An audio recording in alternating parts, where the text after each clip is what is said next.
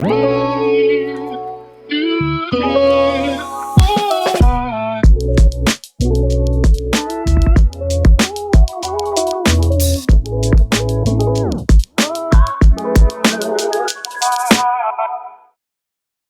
and welcome to Real Menopause Talk. My guest today is Daria Tiesler, a former professional athlete and now personal trainer and coach. We talk about why she feels so strongly about training women in perimenopause and menopause. We also discuss absorption and uptake of HRT and other remedies, why she wants menopausal women to set new goals and really live their lives to the fullest. We also touch on the deeper meaning of perimenopause and what this transition can really bring, particularly the change in attitude to life and to ourselves. It's lovely to meet you, Daria. Fantastic to be here, Hadi. Would you like to start by telling everybody a little bit about you, yourself, your background? Yes, welcome everybody. I was like, oh yeah, we're recording already. And I did that entrance, but that entrance was actually good because it was very natural, very authentic. And I think that is why we're speaking Hati today. Now, Yes. We want to talk about holism in this transition and transformation. And for me, that's very important to take in a natural approach to a natural changes in female body. Now, it is no disease like pregnancy is not a disease, it's a moment in women's life. Yes, so my name is Daria Tiesler, and as Hati, I have been training females and males as well for last 17 years. So very long journey in personal training. I have started my journey in 2004. I came to London in 2002. I'm from Poland. I used to be a professional athlete, earning money for doing a passion. It's fantastic. Now, had a great life. Being an athlete was a fantastic experience. I have traumatic end. I had finished my career as a result of an injury and long journey. Short, I think I went through that trauma, depression as a result, loss of identity. And I knew I always wanted to stay in area of sports. That was my passion. There was my heart. And yes, in 2006, I did personal training qualifications. I still was bearing in mind in this weird post-traumatic, post-injury position with lack of extension of my knee around 30 degrees. So that's how I used to walk for 14 years before I decided to unlock my mindset and I believe trust that there is a solution for me. I never lost hope. I was dreaming about coming back to having a normal knee. And I think that is one of my visions for everyone. Never lose hope on any path you are taking. So I did my course of personal training. I started to personal training people. My first gym was in a Hilton hotel in London, Euston. Then I have moved to work in 2010 to Ultimate Performance. I worked there on and off for 5 years. So I was working with the best trainers who specializes in body composition. I've learned a lot. But in the meantime, I realized that there is more to body than just training, because I was getting women and men with this thing that despite they were dropping calories, doing more, the body was not changing. So there was something else going on. So I have stepped into a journey of becoming nutritional therapist. I finished College of Naturopathic Medicine in London, working on life coaching or like a coaching performance. That was also my passion from peak performance, from being an athlete. And then, I combine all those therapies and modalities. And today I'm running my own company, which transitioned from being a self-employed into something beyond that I see for female, more potential, more purpose, and more prosperity, right? So that is my professional journey. I'm a mother. I have 3.5 years old daughter, amazing husband. I have few siblings, went through a trauma of loss of my sister in 2018. So went through a lot, Hati. Therefore, my approach to health, fitness, wellness comes from holism. And I'm going to strongly support There is no one solution for everyone. It's so interesting that you instinctively decided to look at the whole person in front of you, because you can drop calories a certain amount if you want to get leaner or lose body fat and train as hard as you like. But sometimes that almost has the adverse effect, and you're not seeing the progress that you want to see, either in terms of strength or ability or agility or fat loss. And so looking at the whole person is absolutely crucial. As a pro athlete and a personal trainer, what makes you so passionate, not just about the whole person, whether they're male or female, but also about menopause? It's because they're my customers those days. No, so that was a natural for me that female, I started to see more females around 35, 38, 45, towards 48, 50, that age of hitting menopause. And then natural transition, I see, I'm running recently workshops for actually women around 60s and 70s. And I'm teaching them about, everything they should know about health and prevention. But yes, I work with women with that range of perimenopause, and I think this is where I want to stay, because menopause is for me nothing else than another transition. But because I believe in a prevention, and I see big problem here, because women who hits menopause around 50, many women may hit earlier, they are unprepared.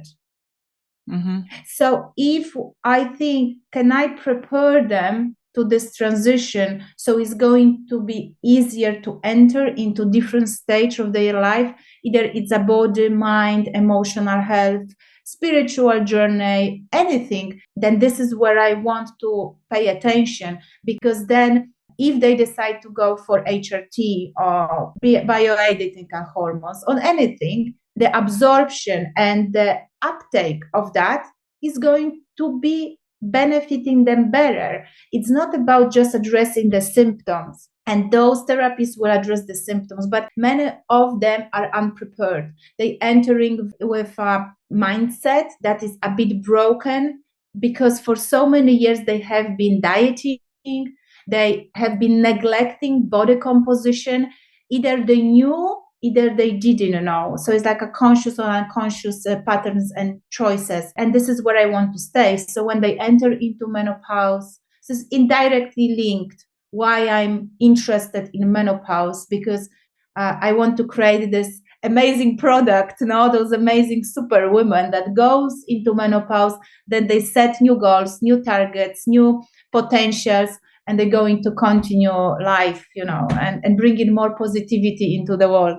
I love that you say they're going to continue life, because that is part of the mindset. I think many of us have been brought up to think that this is the end and we're no longer interesting and visible and powerful, when it's completely the reverse. This is the beginning of part 2. This is where we can reinvent ourselves and continue our lives, maybe even more in the direction that we wanted to originally, or maybe we just find a new way of doing it. Whereabouts are you in terms of perimenopause? I am 42 now. And when I was 30, I was thinking, oh my goodness, life is just getting in front of me. I'm going to reach this goal and this goal and that goal. And I did, but I didn't recognize all what I have achieved. I didn't want to recognize, but I think now I'm like more connected and tuned with myself. And that is what I didn't have in my 30s. Mm-hmm. So I am like, I'm actually happier now. I was having conversation with one of my female clients. She's 35, but body is very broken at age 35. Lots of metabolic issues.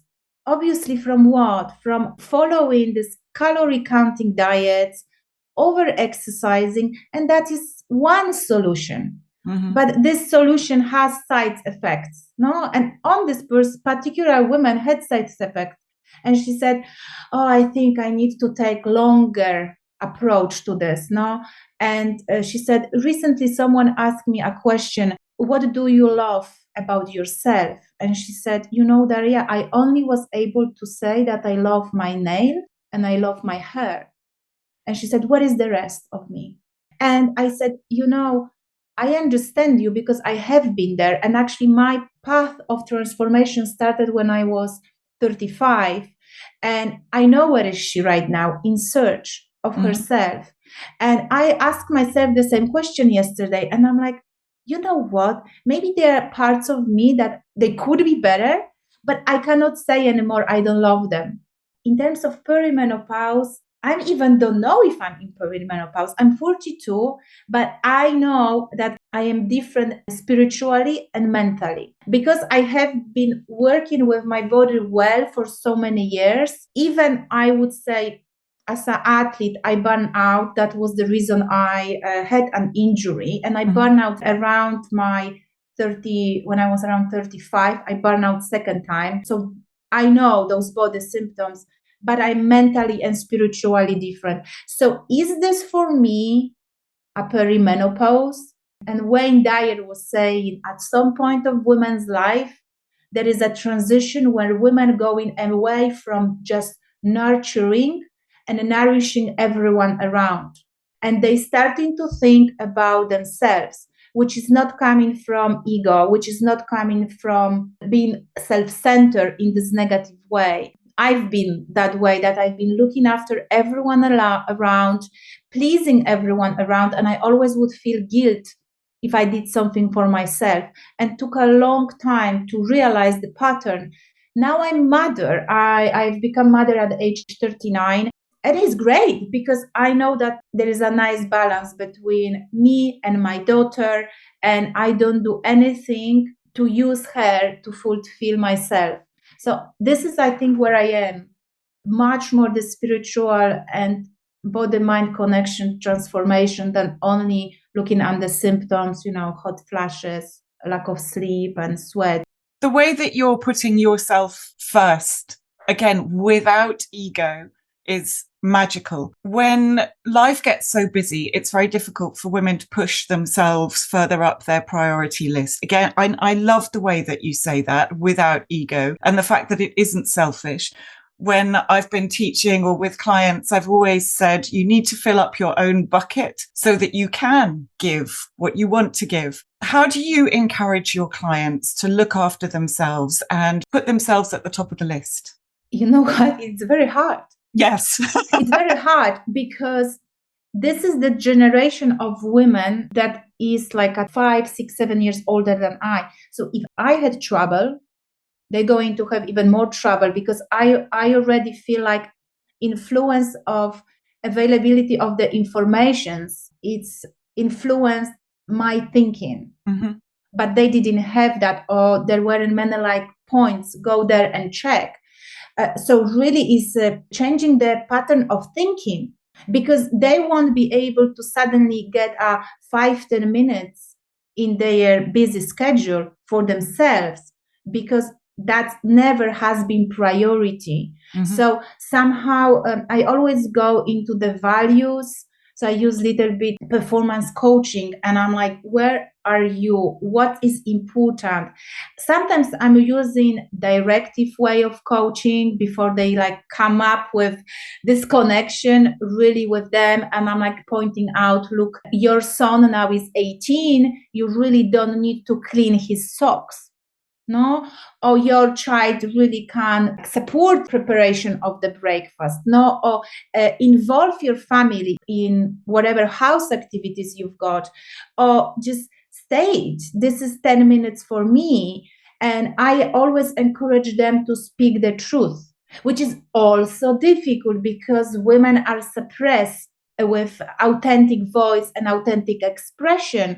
And then sometimes that comes at the cost of arguments. No, so you have to be very careful because there is a certain family dynamics. Whatever I suggest has to be digested. Often takes time until things click, and then you start to realize that really you don't give in yourself a space. So I think starting from values, telling someone, Hati, and I'm sure you know, drink a water, eat 5 grams of this, or do time for exercise, is just not working until this become part of us, has to be established on this emotional level, so it's touching us deeply. Yeah, I agree. And you're right. It is hard. It's hard to do it for yourself initially. And then to expect others to take it on is a real challenge. But you're doing it for their benefit and you want them to experience that so they can look after themselves better. On the more physical level, muscles and menopause, my two favorite subjects, and body composition. So maintaining lean muscle mass, what does that really mean to those who are less familiar with it? Oh, big time. Now, lots of, I think, women that are really sitting on the top of this topic are like you, me, can say there's lots of research and data. It's not, they just coming out. All data probably always was there. It's just no one really look at this. We just left everything for our male, unfortunately, This is where their strength and power comes from. What does it mean, this lean body composition? Women coming to me and they say, "Oh, I want to lose weight." Usually it's about weight. It's about scale, no? And then we have to reframe. Yes, you want to lose weight, which may comes over time, but you really want to change how much muscles you've got on your body comparison to the body fat. And this is what we supposed to pay attention more to than losing the weight, because what you have been possibly observing, Hati, and I've got the 17 years of observation of female body, women losing weight, but they also losing lean muscle mass. Mm-hmm. Less lean muscle mass you've got, you're going to have more fat. Obviously, we have a mass of the bones as well, water, which is part of this scale, magical scale stuff, right?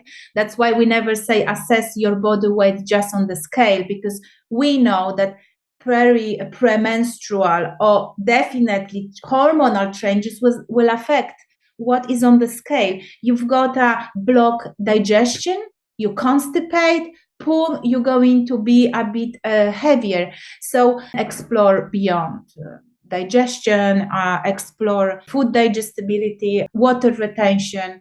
Now, that's all is going to affect what you see on the scale. I'm so glad you said that, because you can literally go up or down by a kilo overnight with water, and with hormonal fluctuations in a normal cycle, or I say normal cycle, let's say the traditional 28 days, then you're still going to see this. But in perimenopause, when your periods become so erratic and irregular, the water might go skyrocketing and plummeting literally from day to day, and you don't know when that's going to be. So I'm really glad you pointed that out. And digestion as well. It's another potential symptom of perimenopause, is having digestive issues. So it can affect it. And much more important is muscle mass, because I certainly still get women who say, I don't want to bulk up. I don't want to put on muscle. I don't want to get chunky. And yet from our 40s, our muscle mass tends to decline. Another argument is, well, muscles aren't for everybody. What would you say to that?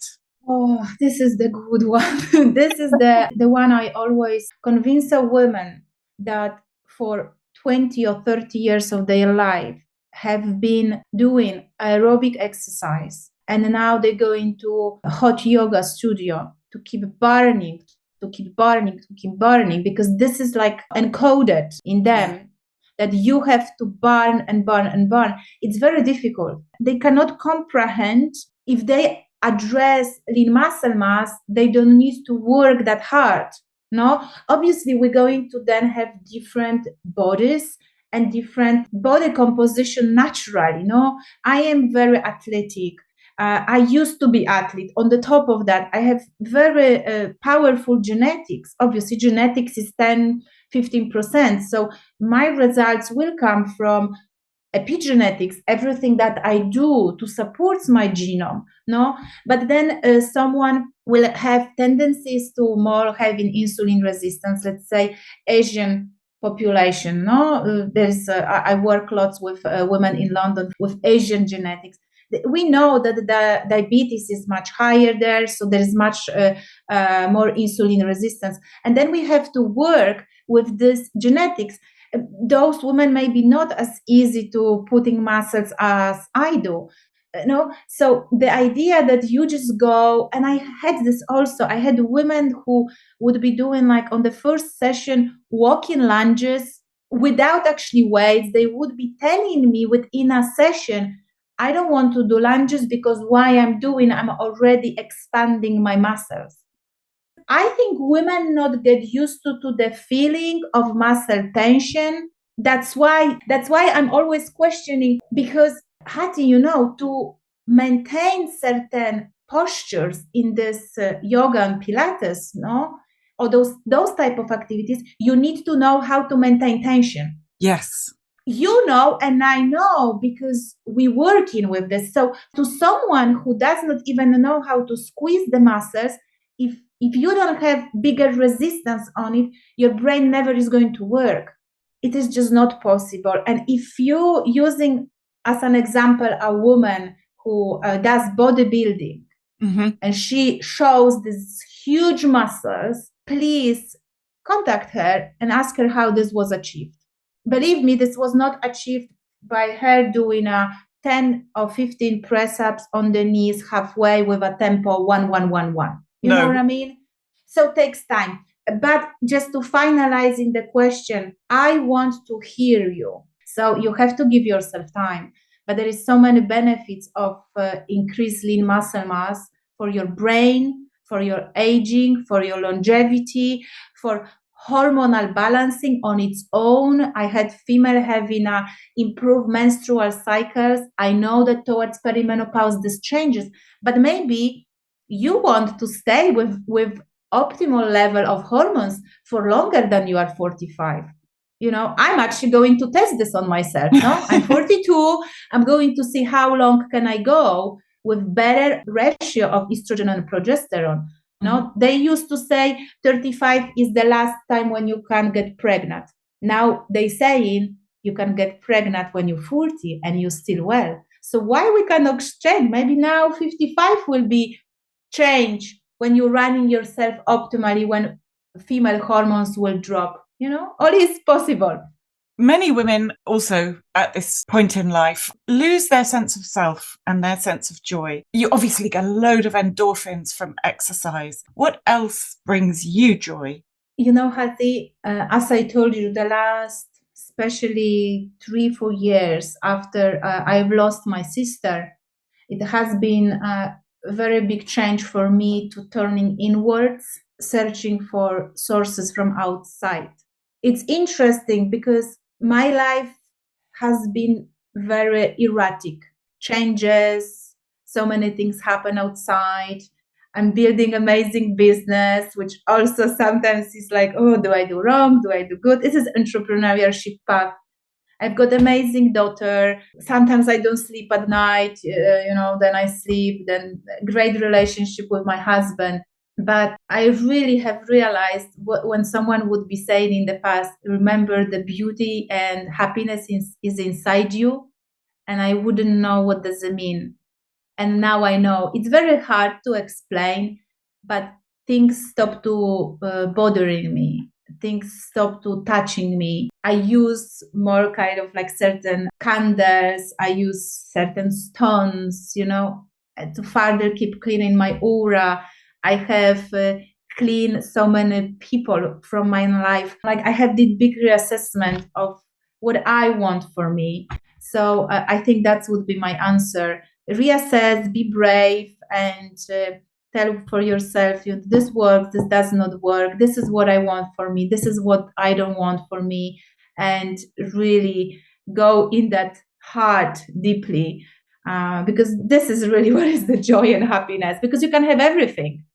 But if there is insight, and I've seen this as well from my clients, some of them have everything, and they are like, still inside is lack of joy. Keep finding that joy inside. You can find Daria on Instagram at daria.tiesler and on her website hpmwellness.com. I will put all the details in the show notes. Follow us on the podcast app of your choice or subscribe wherever you choose to get your podcasts. And please do leave us a review. It really does help other people find us. Don't forget to drop me a line, Hattie, Hatty, at realmenopausetalk.com to let me know what you think of the podcast so far this season, what you're enjoying, and even what you're not. All feedback is very welcome. Thank you for listening. I look forward to seeing you in the next episode.